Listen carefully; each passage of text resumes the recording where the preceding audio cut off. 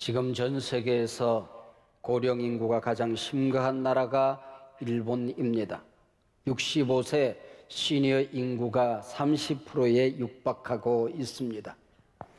지금 일본도 우리나라도 이 시니어들이 건강하게 늙어서 행복하게 사는 것이 국가적인 과제가 되고 있습니다. 그래서 일본 도쿄 건강장수 연구소는 100세 건강장수 가이드라인 12개를 발표했습니다. 그 가운데 몇 가지만 소개하면 하루 한 번 이상 외출해서 열심히 걸으라는 겁니다. 근육장고가 통장장고보다 중요하다 그러지 않습니까? 가능하면 하루 먹는 음식의 종류를 10가지 이상으로 늘려보라는 겁니다. 나이가 들면 비만보다 심각한 것이 저체중증이라고 합니다. 먹을 때 잘 씹어 먹을 수 있도록 치아 관리를 잘 해야 할 겁니다. 젊을 때 인생에서 넘어지는 것보다 더 무서운 게 늙어서 집안에서 목욕탕에서 넘어지는 거래요. 그래서 집안에 미끄러지지 않는 실내화를 신도록, 그리고 욕실과 화장실에 손잡이를 달라고 권고하기도 합니다.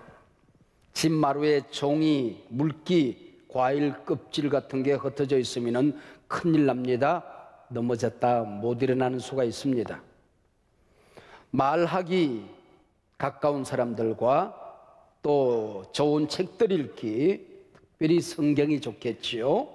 네, 행복한 대화하기 등으로 머리를 많이 써서 치매를 예방해야 한다는 겁니다. 건강하여 인생을 아름답게 마무리하고 하나님께 가도록 준비하는 것은 인생에서 최대의 과제 중에 하나일 겁니다. 이 가이드라인 12개를 잘 살펴보면 균형 잡힌 삶을 살라는 게 핵심입니다. 우리 신앙생활, 영적인 생활에서도 균형이 그만큼 중요한 겁니다. 가정생활과 교회생활, 교회생활과 사회생활의 균형입니다. 그리고 우리가 예배하고 교회를 섬기는 일과 나가서 부리는 활동하는 것과의 균형입니다. 우리가 이 땅에 살아가는 동안에 행복하게 잘 살아야 할 것이고, 오늘이라도 하나님 앞에 선다면은 우리가 준비된 하나님 나라에서 영생을 누리도록 준비하는 종말의 승리자가 되는 삶의 균형입니다. 교회도 마찬가지예요. 신학적인 균형이 있습니다. 고 한경직 목사님은 저희 교단이 나아갈 방향, 우리 건강한 신학적인 지침 4가지를 말씀한 적이 있습니다. 첫째는 복음적인 신앙입니다. 두 번째는 성도들의 경건한 삶입니다. 세 번째는 에큐메니칼 정신입니다. 그리고 네 번째는 사회 참여 의식을 가지고 살아가는 신학이 건강한 신학이다, 그렇게 말씀했습니다. 근간 무신론자들이 책을 많이 내요. 얼마 전까지만 해도 리차드 도킨스 같은 사람들이 책을 냈는데 읽어보면 균형 감각이 없습니다. 편견에 사로잡혀 있는 것을 볼 수가 있습니다. 마지막 때 믿는 자를 보겠느냐 말씀하시는데, 그들의 책을 읽어보면 우리가 살고 있는 이 시대가 그때가 아닌가 하는 생각을 지울 수가 없습니다. 최근에는 필 주크먼이라고 하는 사람이 무신론적인 책을 많이 발간합니다. 신 없는 사회, Society Without God. 더 이상 신앙은 필요 없다, Faith No More. 근데 최근에는 종교 없는 삶이라는 책을 냈습니다. 한마디로 건강한 삶, 행복한 삶, 경건한 삶을 살아가기 위해서는 반드시 종교가 필요한 것은 아니더라 하는 주장입니다. 세상이 점점 더 부여로워질수록 무신론 인구가 급속하게 늘어나고 있다는 사실을 그는 주목시킵니다. 미국 사회에서 1950년대만 하더라도 무종교인이 5%에 불과했습니다. 근데 2000년대 들어서면서 14%를 넘어서더니 최근에는 30%의 사람들이 나는 종교가 없다라고 대답을 했습니다. 특별히 세계를 살펴보면 부유한 나라, 그리고 민주 시민 의식이 건강한 나라일수록 무종교인들이 늘어나고 있다고 하는 겁니다. 그래서 필주크면은 종교가 없다고 비도덕적인 사람이 되는 것은 아니더라는 거지요. 종교 없는 사람들이 반드시 타락한 인간으로 살아가는 것은 아니더라는 겁니다. 오히려 시민의식이 건강한 사회, 그리고 인격적으로 건강한 사람들이 종교가 없을 수 있다 하는 주장을 하고 있습니다. 설득력이 있지요. 이걸 알고 우리 예수님 일찍이 말씀하셨습니다. 건강한 사람에게는 의원이 필요 없다. 병든 사람에게 의사가 필요하지 않겠느냐. 나는 죄인을 구원하러 왔다 말씀하셨습니다. 사실 풍요로운 선진 국가에서는 점점 더 하나님이 필요 없다고 생각하는 사람들이 늘어난다는 데에 설득력이 있습니다. 그러나 우리 예수님은 약한 자를 들어 강하게 하시기 위하여, 약소 민족을 들어서 구원하기 위하여 이 땅에 오신 분이지요. 선진국 사람이든 후진국 사람이든 배운 사람이든 못 배운 사람이든 부자든 가난하든 죄인이든 의로운 사람이든 구원하기 위해 우리 예수님께서 오신 것입니다. 부하고 지성적인 사람도 죄인이라고 하는 것이 성경의 정언입니다. 기독교는 예수님을 만나 죄 사함 받고 구원 얻어서 영생 얻는 종교입니다. 이걸 떼고 나면 현실 세계만 보면 필주크먼의 주장은 옳은 주장일 수 있다고 하는 것이요. 요한복음 5장 39절에서는 왜 우리가 교회 생활을 하느냐, 왜 우리가 성경을 공부하느냐, 왜 설교하느냐, 성경은 예수 그리스도를 증거하는 책이라고 말하는 것입니다. 교회에 와서 예수 만나야 한다는 것이요, 말씀 속에서 예수님을 발견해야 한다는 겁니다. 예수님이 보여야 한다는 겁니다. 모든 설교와 교회 생활에서. 요한일서 1장 3절에서는 성경을 가르치는 목적, 설교하는 목적을 예수 그리스도와 풍성한 사귐을 누리기 위해서라 그렇게 말했습니다. 우리 기독교에서, 교회에서 예수 빼고 나면 아무것도 남는 게 없지요. 지난 20세기를 포스트 모더니즘 사회라고 불렀습니다. 절대 진리가 상실된 사회였습니다. 절대 권위가 사라진 시대였습니다. 21세기를 트랜스 모더니즘 사회라고 합니다. 비진리가 진리를 억누르는 세상, 가짜가 진짜를 이기는 세상. 지금 이 무신론 사상가들은 자신들이 이 땅을 교회가 없는 사회를 만들어야 한다, 그 사회가 건강한 사회다라고 말합니다. 예수 없는 영성, 성경이 없는 도덕적인 세상을 만들겠다고 큰 소리 칩니다. 이에 맞서 예수님의 비유 속에 예수님이 계신다, 예수님의 비유 속에 예수님이 계신다라는 제목으로 하나님의 말씀을 증거하려고 합니다. 여러분, 제 설교를 듣다가 예수님을 만났다면 여러분은 설교를 잘 들은 겁니다. 여러분 기억하고 앞으로 말씀을 들으시기 바랍니다. 예수 안에만 구원이 있고 영생이 있습니다. 믿습니까? 예수 안에만 치유가 있고 인생의 회복이 있습니다. 예수 안에 삶의 이유가 있고 삶의 목적이 있고 삶의 능력이 있습니다. 할렐루야. 예수님의 비유 속에 예수님이 계신다. 이게 비유라고 하는 말을 파라볼레라고 하는데요, 이 말은 옆으로라고 하는 말과 던진다라는 말, 옆으로라고 하는 말과 갖다 놓는다라는 말이 합쳐져서 된 말입니다. 여기 진리를 설명하려고 하는데 이 진리가 어려워요. 옆에다가 이 비슷한 이야기를 갖다 놓아요. 그리고 비교하면서 설명하면, 우리가 알지 못하는 세계를 설명하려고 할 때에 우리가 잘 아는 세상의 이야기를 갖다 놓아요. 그래서 비교하면 그 얘기구나, 그렇게 알아듣게 하는 것, 이게 바로 비유라고 하는 거지요. 워런 위어스비라는 유명한 설교가는 비유라는 책에서 비유라는 창문으로 밖을 보면, 성경 안을 들여다보면 그게 예수님이 서 계신다. 비유 속에서 예수님 만나면 제대로 만난 거다, 그렇게 설명했습니다. 그리고 나면은 예수님이라는 안경이 내 안에 쓰여진대요. 그리고 나면은 예수님이 나를 얼마나 사랑하는지, 사랑받을 자격이 없는 나를 예수님이 얼마나 소중히 여기시는지 내가 보인다 그랬습니다. 비유 안에서 예수님 만나고 그 다음에 나를 만나면 제대로 설교 들은 거다, 그렇게 말했습니다. 예수님이 이 땅에 오셔서 우리에게 주신 교훈의 3분의 1 정도는 비유입니다. 누가복음은 무려 52%, 마태복음은 43%가 비유입니다. 이 많은 예수님의 비유의 주제는 하나님 나라지요. 이 땅에 사는 사람들에게 하나님 나라의 신비를 가르친다는 게 쉬운 것은 아니었을 겁니다. 그래서 예수님께서 하나님 나라는 첫째 이렇다, 둘째 이렇다, 셋째는 이거다 설명하지 않았습니다. 묵시적으로, 암시적으로, 상징적으로 설명한 것이 바로 비유라고 하는 거지요. 그래서 마태복음 13장 34절에서는 비유가 아니면 아무것도 말씀하지 아니하시더라까지 강조를 합니다.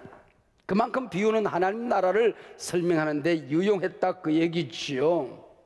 그래서 이 34절 말씀을 가지고 어리석은 이단 사상가들 가운데에 성경의 모든 내용이 비유다 하고 억지로 갖다 끼워 맞추기를 하는 집단들이 있습니다.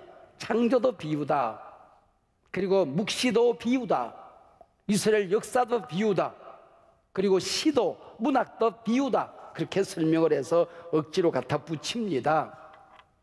여러분, 말이 안 되는데 이 사람들이 이렇게 꽈놓으면 그걸 믿는 사람들이 생겨요. 여러분, 이게 바로 이단 사상에 오염된 사람들의 생각이지요. 여러분, 기독교는, 우리 하나님의 역사는, 성경은 이 세상에 대한 큰 상식들을 그렇게 크게 벗어나지 않습니다. 아니, 거의 벗어나지 않습니다. 여러분, 그런 생각을 하면 될 것인데 그 어리석게 뭔가 그게 신비한 게 있을 거라고 생각하다가 빠져들게 되는 것입니다. 물론 이단들이 그렇게 하는 이유가 있지요. 예수님이 계신 자리에 교주가 앉아야 되니까, 하나님이 취할 영광의 자리에 인간이 앉아 있어야 되니까 여러분, 묘한 주장을 하게 되는 것이지요. 피조물인 인간이 하나님의 영광을 가로채고 구세주 예수 그리스도의 자리에 피조물은 인간이 앉아 있다고 한다면 얼마나 가정스러운 일입니까? 얼마나 망령된 일이겠습니까? 그런데도 우리 인간들 가운데 빠지는 사람이 있는 게 문제이지요.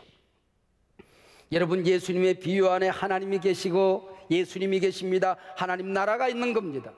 그래서 오늘 본문 마태복음 13장에는 7가지 천국에 관한 비유가 나옵니다. 천국, 얼마나 아름다운 말입니까? 천국이 없다면 우리 그리스도인들이 가장 어리석고 불쌍한 사람들입니다. 하나님의 나라, 말만 들어도 입가에 미소가 번져 나는 말입니다.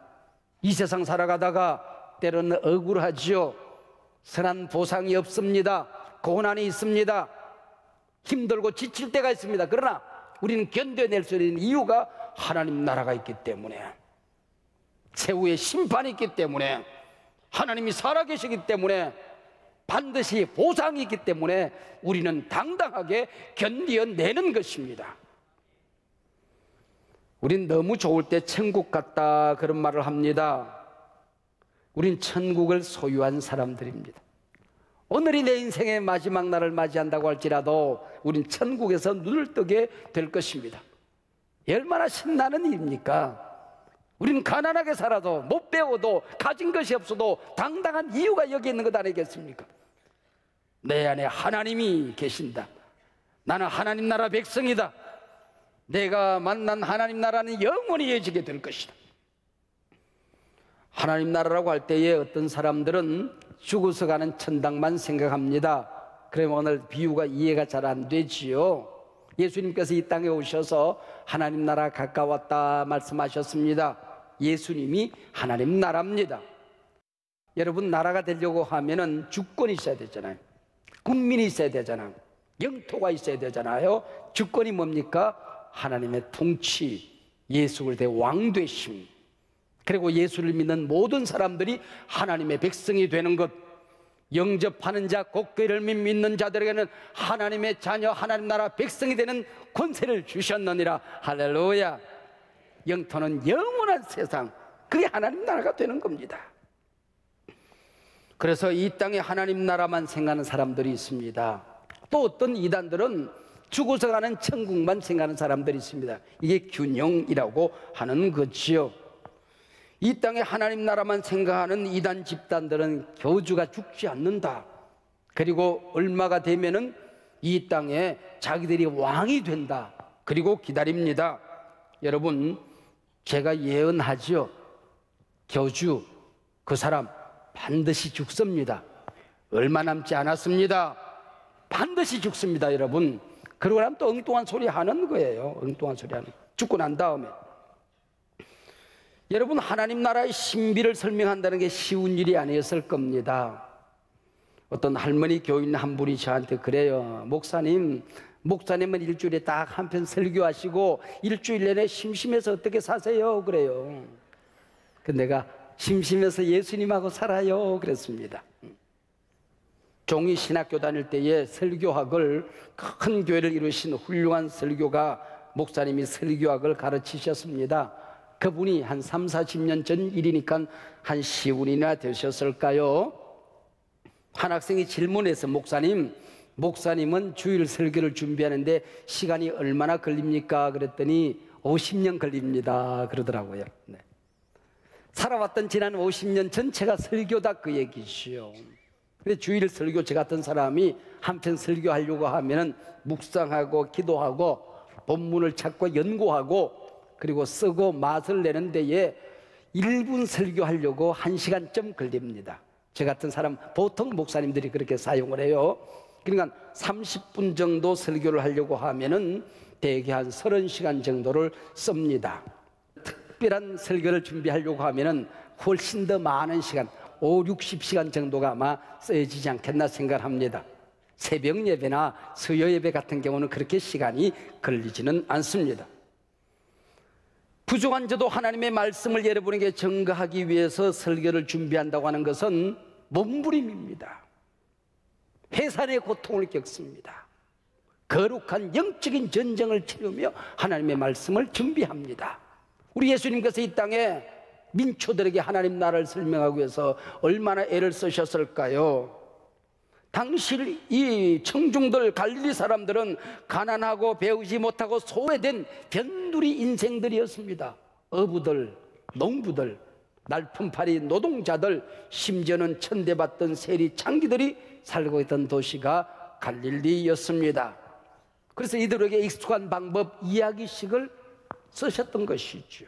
비유를 쓰셨던 것입니다. 재미있게 말씀하시기 위해서, 쉽게 말씀하시기 위해서. 지금도 히브리 아이들은 초등학교 교실에 가면은 우리 아이들은 책상을 앞으로 보고 이렇게 앉혀놓잖아요. 근데 이 나라 어린아이들은 D급자로 이렇게 앉아 있습니다. 그리고 선생님도 가운데 앉고 모든 학생들이 서로 얼굴을 볼 수 있도록 그렇게 만들어져 있다고 하는 겁니다. 이렇게 쉽게 재미있게 말씀하셨던 비유가 성령께서 눈을 열어주지 않으면, 그들의 귀를 열어주지 않으면 박사기 100개가 있어도 안 들리는 겁니다. 안 보이는 거예요. 율법을 달달 외우던 서기관, 바리새인, 율법자들은 비유를 이해가 안 되는 겁니다. 하나님 나라가 보이지 않는 겁니다. 그래서 오늘 본문 13장 14절에서 너희가 듣기는 들어도 깨닫지 못할 것이요 보기는 보아도 알지 못하리라 말씀하셨습니다. 그리고 오늘 11절에서는 천국의 비밀을 아는 것이 너희에게는 허락되었으나 그들에게는 아니 되었나니라고 말씀하고 있는 겁니다. 그래서 신학에서는 이것을 비유의 양면성, 이중성이라고 하는 것입니다. 하나님이 택한 사람들은 그냥 들려, 그냥 보여, 그냥 아멘이야. 그런데 하나님이 택하지 않으면, 성령이 그 눈을 열어주지 않으면 보아도 보이지가 않는다 하는 것이지요. 이단들은 예수님의 자리에 이단이 보이는 겁니다. 교회가 보이지 않습니다. 하나님의 말씀, 하나님의 나라가 보이지 않게 되는 것입니다. 기억하세요. 예수 그리스도를 부인하는 죄는 용서받지 못합니다. 성령을 거역하고 용서받을 수 있는 길은 없습니다. 피조물인 인간이 예수님 자리에 앉아있고 용서받을 수 있는 길은 없습니다.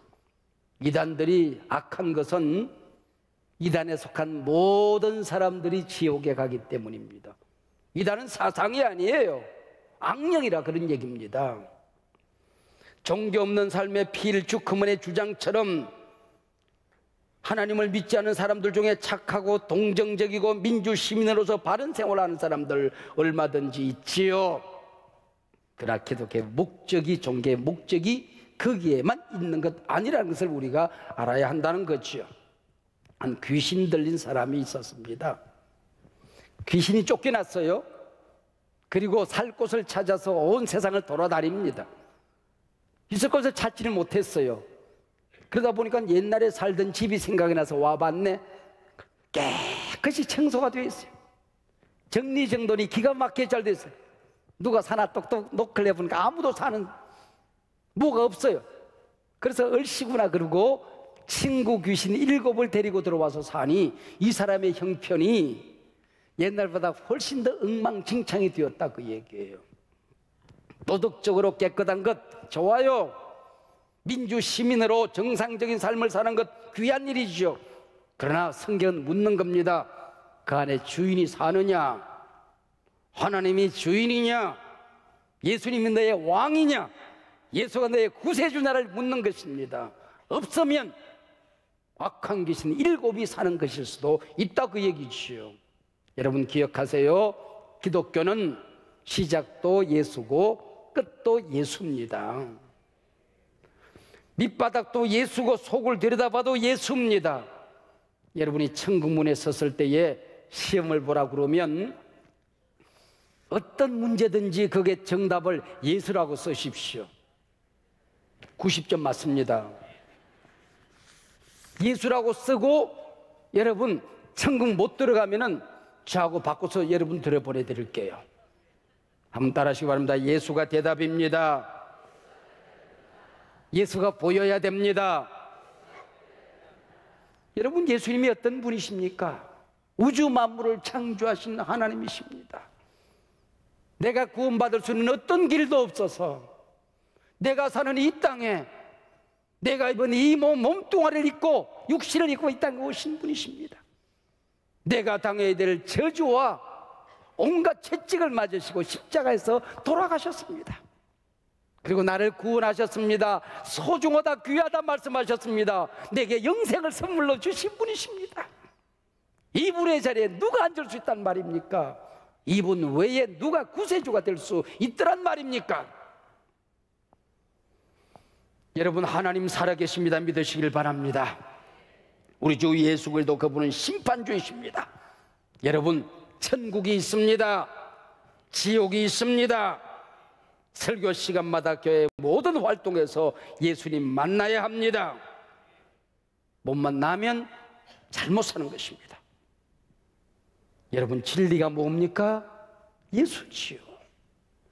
성경의 이야기가 뭡니까? 예수지요. 어떻게 구원받습니까? 예수님으로 구원받는 겁니다. 내 인생 끝자락 누구가 보여야 됩니까? 누구를 만나야 되는 것입니까? 예수님 만나야 하는 겁니다. 인생의 목적이 무엇입니까? 무엇을 위해서 사는 것입니까? 죽어야 한다면은 누구를 위하여 죽어야 하는 것입니까? 우리 주 예수 그리스도입니다. 하나님 나라 예수님의 나라입니다. 여러분 설교 시간마다 성경의 모든 시간마다 성경 공부해서 예수님을 만나시기를 바랍니다. 저는 이 예수님을 증거하기 위해서 목사가 된 겁니다. 예수님을 잘 증거하기 위해서 우리는 교회를 섬기는 것이죠. 성경 안에 예수님이 계십니다. 비유 안에 예수님이 계십니다. 교회 안에 예수님이 계십니다. 이 안에 내 영혼 안에 예수님이 계십니다. 여러분이 두세 사람이 모이는 그곳에 예수님이 함께 할 것이고, 그 예수님에게 붙들린 오늘 세상 끝날까지 아니 영원히 예수님 여러분과 동행해 주실 것입니다.